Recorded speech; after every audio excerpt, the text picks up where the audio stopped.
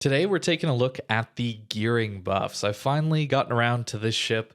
In update 11.5, the gearing was buffed in a bit of an obscure way. A lot of people didn't realize this, at least while I was streaming and playing with this ship, talking about the gearing buff. It's the size of this ship. So take note of the space camo here and the armor viewer. The armor model is of the current buffed gearing. The space camo shows what the old gearing did. The space camo kind of fit onto the old gearing's hull. The important thing here is the ship is much smaller, and this is a huge change. And I'm going to show you some clips of where being smaller is much better as a destroyer. So the draught, or how deep it sits in the water, is deeper by 0.5 meter. The hull height overall has decreased by 1.2 meters. The length of it is 0.6 meters less. It's just a smaller ship. And the biggest thing is this hull width, as you can see here. It's much narrower, much more like a Fletcher. It's nearly 2 meters narrower, which is insane. That's a lot of ship that is now missing from the gearing. And I think this is a great change, since gearing is a solid all-rounder. It's got decent guns, very good torpedoes, decent enough HP, very good team utility. But what it was kind of lacking was, well, its maneuverability and survivability. I thought it was a little weak. It's quite slow. It's a bit of a brick, right? It certainly was a bit of a brick. And it took a lot of damage, and that's the change here, is that gearing can now survive just that little bit longer. DDs are really important to winning games, providing information for your teammates, scouting areas of the map, capturing contested areas, capturing the cap zones, of course. They're very important to a lot of these games, and staying alive to the late game is really the biggest thing. I'm sure with the current rank seasons, there's some frustrations around your destroyer players dying early, right? It's really important DDs stay alive for extended periods of time, and these new buffs to the gearing, I think, are helping me survive a lot of these situations a lot longer. So these are going to be some clips where I could be taking a lot more damage, I think, with old gearing than I am with the new updated gearing. It feels much better to play this current version. I don't feel like everything that's shot my way is going to hit me guaranteed. I think I can dodge things just a little bit better, even when I'm surprised by a submarine popping up in my smoke like this.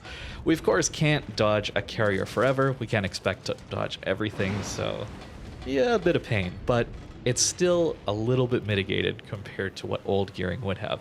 Rocket planes were an absolute menace, since gearing was so wide and tall that even at awkward approach angles where it wasn't really optimal for carrier rocket planes, you're still getting hit for a huge chunk of damage. Situations like this, where we're up against some devastating armor piercing, sure, we're going to try and take out this submarine, but look at that druid in the background. Gearing was so wide that even when you were angled away like this, it was very easy to hit it, and of course deal full pen damage with some of this improved short fuse AP, like ships like the Druid and Minotaur get. Now that it's much narrower and smaller, it's much harder to hit, and I think this is a big deal because gearing will have much more HP into the late game now. It was already a solid DD. Maybe not the most meta pick anymore.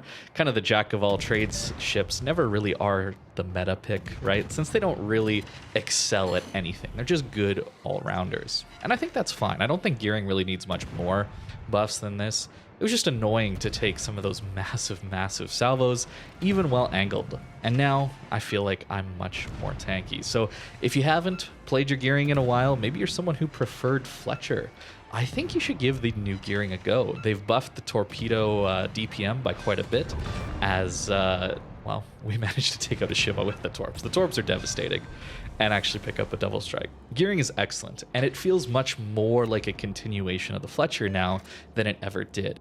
And I think a lot of that comes down to the torpedo reload being buffed a while ago, and now finally the hull has been buffed to be more in line with what the American destroyers are. They're pretty narrow, nimble knife fighters at close range, and the gearing now fits this perfectly. It's not the brick that took every bit of damage possible that it used to. So there's situations like this where I get far too greedy to get these torps on this Montana. I end up taking a bunch of extra damage from this Yu Yang that I really shouldn't have been. And speaking of Yu Yang, it's a similar kind of sister ship to the Gearing, right? They're not exactly the same class of ship.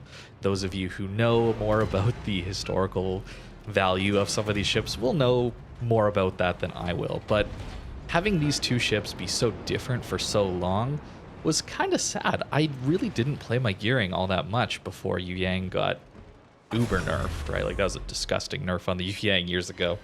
But there really wasn't much point to playing a Gearing, when the Yu Yang was a smaller, more nimble ship with the same kind of guns and arguably better torpedoes back in the day.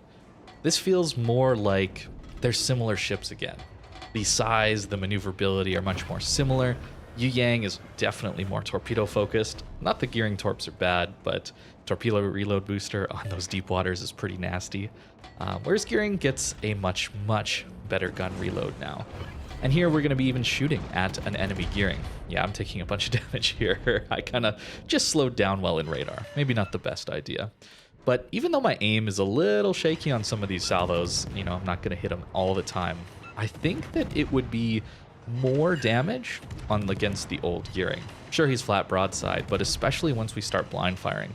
A lot of times, DDs will get into engagements like this, where they both spot each other, they both start smoking, shooting their guns until they go undetected, and then there's a bunch of blind firing back and forth, just like this.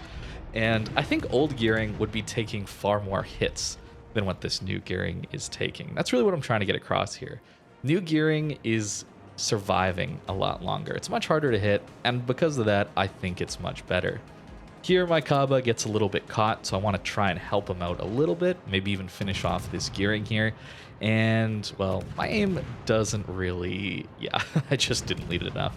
But even still, a few salvos later, and we're missing based on dispersion, right?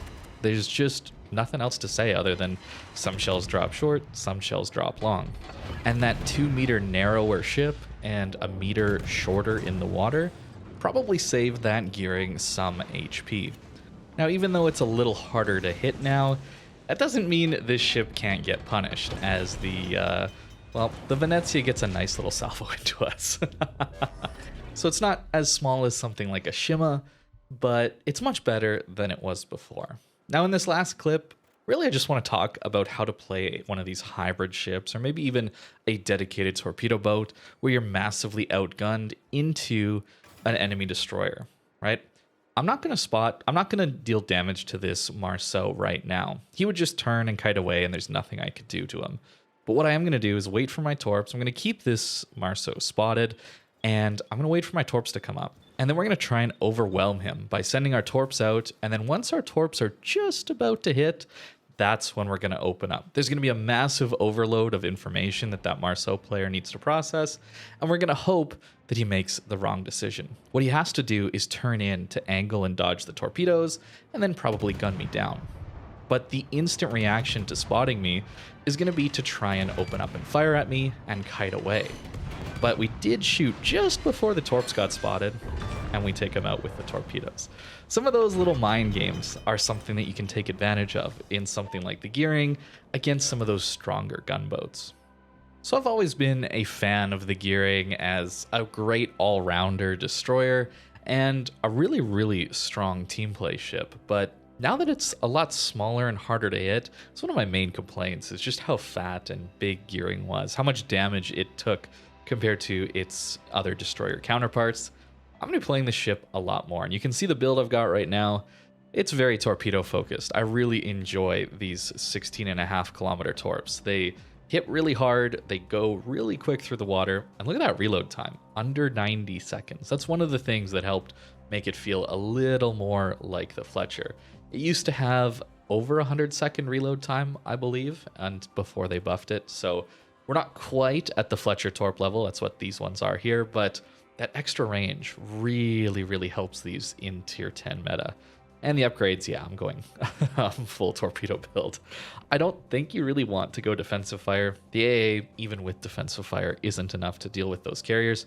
Much better to leave the AA off most of the time, try and remain in stealth, and use the engine boost to move around the map a little bit more. So I definitely recommend giving your Gearing another go, or maybe you don't have a Gearing yet, just haven't been interested in it. It's a very fun line to grind up, and now I think the Gearing is better than it's ever been. It's an awesome reward at the end. So thank you very much for watching, and I hope you have a great rest of your day.